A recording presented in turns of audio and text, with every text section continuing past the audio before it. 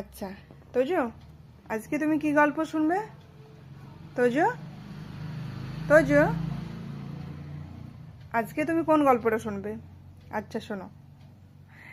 একটা জঙ্গলে তোজো আর চিকু একদিন হেঁটে হেঁটে বেড়াতে যাচ্ছিল।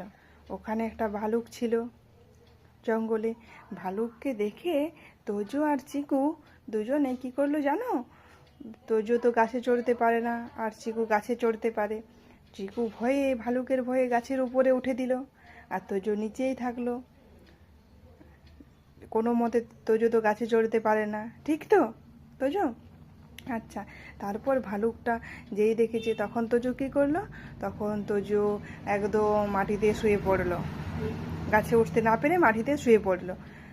ভালুক চলে এসছে তোজোর কাছে।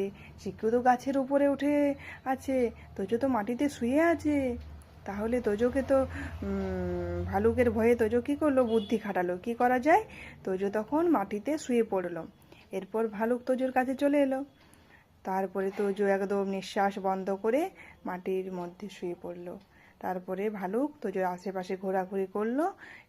তারপর দেখছি তোজো একদম নিঃশ্বাস সব বন্ধ করে শুয়ে আছে। তারপর ভালুক আস্তে আস্তে অন্যদিকে চলে গেল। তখন চিকু দাদা কী করলো? আস্তে আস্তে ভালুক চলে যাওয়ার পরে উপরের গাছ থেকে নিচে নামলো। নেমে পড়ে দেখলো, এই তোজো ওঠ। তারপর তোজো উঠেছে। দেখ দাদা, তুই কত দুষ্টু, তুই আমাকে নিচে ফেলে একা তুই উপরে উঠে গেলি, আমি নিচেই শুয়ে থাকলাম। এই হচ্ছে, বিপদের সময় সবার পাশে থাকতে হয়।